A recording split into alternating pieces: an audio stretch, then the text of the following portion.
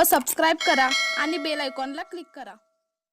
प्रामाणिकपणा व माणुसकी समतोल। प्रामाणिकपणा आणि माणुसकी सध्याच्या धावत्या युगात जिवंत असल्याचं उत्तम उदाहरण सागर इलेक्ट्रॉनिक्स दीपक चौक कुंभोज येथे दिसून आले। कुंभोज येथे आठवड्यातून बुधवार आणि रविवार असा 2 वेळा बाजार भरत असतो।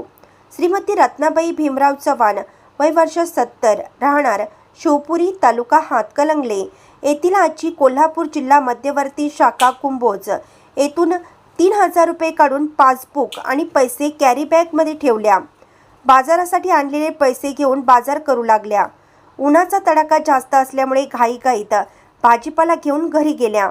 घरी गेल्यानंतर त्या पासबुक व पैसे शोधू लागल्या। पासबुक पैसे नसल्याचं त्यांच्या लक्षात आल्यावर त्या नाराज झाल्या आणि रडू लागल्या। नुकतेच त्यांच्या डोळ्याचं ऑपरेशन झाल्यामुळे घरच्यांनी त्यांना रडू नका असं सांगितलं।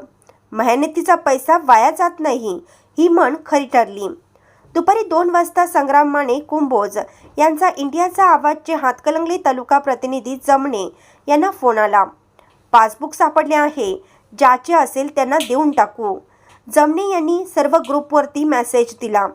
मेसेज पाहून संग्राम निंबाळकर शिवपुरी यांचा जमणे यांना फोन आला। ते म्हणाले, आजची आमच्या गावातीलच आहेत, त्यांना पाठवून देतो।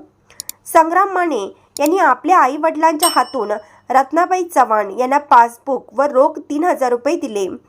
आजीच्या चेहऱ्यावरचा आनंद पाहून जमलेल्या नागरिकांनी व चव्हाण आजींनी संग्राम माने यांचे आभार मानले। इंडियाचा आवाज न्यूजसाठी सागर जमणे, कुंभोज।